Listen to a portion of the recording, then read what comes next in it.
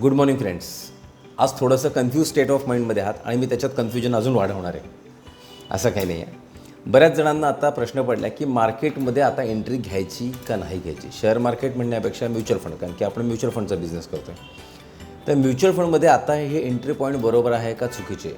आता यामध्ये 80,000 सेन्सेक्सला काही जणांचं म्हणणं असं असतं की पुढच्या 2-3 वर्षामध्ये मार्केट 1,00,000 टच होणार आहे आणि जे 60,000पासून सांगतात की मार्केट वर जाणार आणि ते खरोखरच जातं आहे. मग याचा अर्थ असा आहे की खरंच 1,00,000 जाईल का. तर ते त्यांना गॅरंटी नाही, त्यांना फक्त वाटतं. काही जणांचं म्हणणं असं आहे की ऑलरेडी मार्केट खूप हाईप आहे, काही ना काहीतरी करेक्शन्स येणार आणि त्यावेळेस तुमच्या हातात पैसा असणं गरजेचं आहे. त्याच्यामुळे आता कुठे मार्केटमध्ये पैसे टाकू नका, सेफमध्ये ठेवून द्या. आता ते पण बरोबर असू शकतं जर का मार्केट पडलं तर.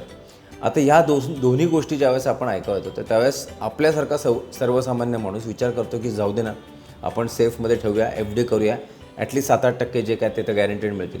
आणि या सगळ्याच्यामध्ये ना, या कन्फ्यूज स्टेट ऑफ माइंडमध्ये आपण आपला जो मार्केटमधला जो प्रॉफिट मिळणार असतो तो घालून बसतो. आता एक उदाहरण देतो मी तुम्हाला. SIP जर का आपण लाँग टर्मसाठी करायचं म्हटलं तर मार्केट पडलं काय आणि वाढलं काय तुम्हाला धोका नाही. याची 2 उदाहरणं देतो मी. सपोज तुम्ही आत्ता एक 10,000चा SIP चालू केला आणि 3 वर्षात मार्केट 1,00,000 सेन्सेक्स गेला, 80,000वरून 1,00,000, तर तुम्ही डेफिनेटली प्रॉफिटमध्ये जात ना, काहीच प्रॉब्लेम नाही. 3 वर्ष तुम्ही पैसे इन्व्हेस्ट करत राहा, 3 वर्षांनी तुम्हाला वाटलं तर प्रॉफिट बुक करा. पण जर का तुम्ही लाँग टर्ममध्ये आहात आणि जर का तुमचं पुढे आपण इन्व्हेस्टमेंट करत असताना मार्केट पडत गेलं, पुढचे 2 वर्ष मार्केटमध्ये करेक्शन्स येत गेली, पुढचे 2 वर्ष मार्केटने पॉझिटिव्हिटी दाखवलीच नाही, निगेटिव्हिटी दाखवली, तर हे ज्यावेळेस मार्केट पडत असताना त्यावेळेस पण तुमचे 10,000 रुपये महिन्याचे इन्व्हेस्ट होत असतात आणि कमी रेटमध्ये होतात. मार्केट हे कधीही स्टेबल नसतं, ते ECG सारखं आहे, वर खाली वर खाली वर खाली होत असतं. सो ज्यावेळेस तुम्ही पडत असतात ना त्यावेळेस तुमची इन्व्हेस्टमेंट होत असते आणि कधीतरी ते मार्केट ज्यावेळेस बाउन्स बॅक होतं, कुठल्याही रिझनमुळे असू दे किंवा काही असू दे, त्या मुमेंटला तुमचे जे काही खाली पडलेले इन्व्हेस्टमेंट्स आहेत ना, खाली पडत असताना केलेल्या ज्या इन्व्हेस्टमेंट्स आहेत ना, त्या तुम्हाला प्रचंड प्रॉफिट देऊन जातात.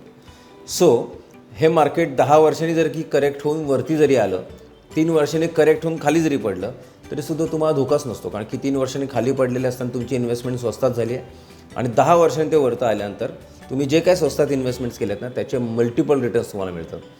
अल्टिमेटली सांगायचा मुद्दा आहे की तुम्ही SIP करताना कुठल्या मुवमेंटला करताय, काय मार्केट कंडिशन्स आहे, ह्याच्याशी काही विचार करण्याची गरज नसते. लमसमला हा सब्जेक्टिव्ह टर्म आहे. मार्केट 10 वर्षांनी नक्कीच ग्रो झालेलं असेल एवढं तर गॅरंटी आहे, कारण की आजकाल आपण जो पूर्ण ट्रेंड बघितला शेअर मार्केटचा तो 10 वर्षांनी ते वरच्याच लेवलला असतं.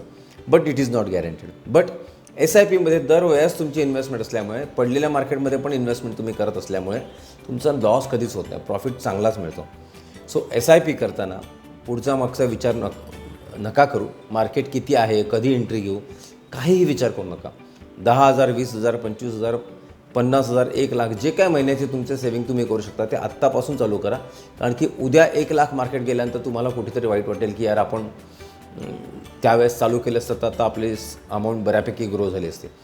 उद्या मार्केट पडलं असताना तुम्हाला असं वाटलं असतं की यार स्वस्तात मला मिळाले असते त्यावेळेस मी इन्व्हेस्टमेंट चालू केली असते, तर आताच्या घडीला मी अजून किती पडतं मला माहिती नाही, तर आता करू की नको, या सगळ्या संभ्रमामध्ये ना आपले इन्व्हेस्टमेंट्स होत नाहीत. So don't track market. SIPसाठी तुम्हाला तुमचा विचार करायची गरज नसते, तुम्हाला जस्ट इन्व्हेस्टमेंट त्याच्यात करायची आणि त्याच्यात इन्व्हेस्टमेंट करून त्याच्यात राहायचं आहे. जोपर्यंत करेक्शन्स येत नाहीत तोपर्यंत राहायचं आहे, जोपर्यंत करेक्शन्स आल्यानंतर वरती जात नाही मार्केट तोपर्यंत राहायचं आहे. तुमचं कुठलंही गोल, फॉर एक्झाम्पल मुलीचं लग्न आहे, तुमच्या अजून 10 वर्षांनी मुलीचं लग्नासाठी तुम्ही प्रोव्हिजन करायचं, अजिबात शेअर मार्केटवरती करू नका, कारण की मुलीचं लग्न ज्यावेळेस करायचं त्यामुळे मुमेंटला मार्केट पडलेलं असेल ना तर तुमची इच्छाच होणार नाही त्या पैशांना हात लावायची. मुलाच्या शिक्षणासाठी जर का तुम्ही काही प्रोव्हिजन म्युच्युअल फंडमध्ये करताय, अजिबात करू नका. मुलाच्या शिक्षणाच्या अगोदर 3 वर्ष कॉल घ्या की पैसे आपल्याला लागणार आहेत, तर त्या कधी काढायचे.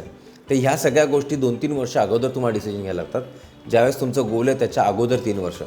जर का 3 वर्ष अगोदर मार्केट चांगलं परफॉर्म करतं, पैसे सरळ विड्रॉ करून टाका, 3 वर्षाची FD करून टाका आणि गॅरंटेड पैसे घ्या. 3 वर्षाच्या अगोदर मार्केट पडलेलं आहे, खूप खाली आहे, तर इन्व्हेस्टमेंट करत राहा. 3 वर्षात मार्केट करेक्शन होणार, वरती येणार आणि त्यावेळेस पैसे काढा.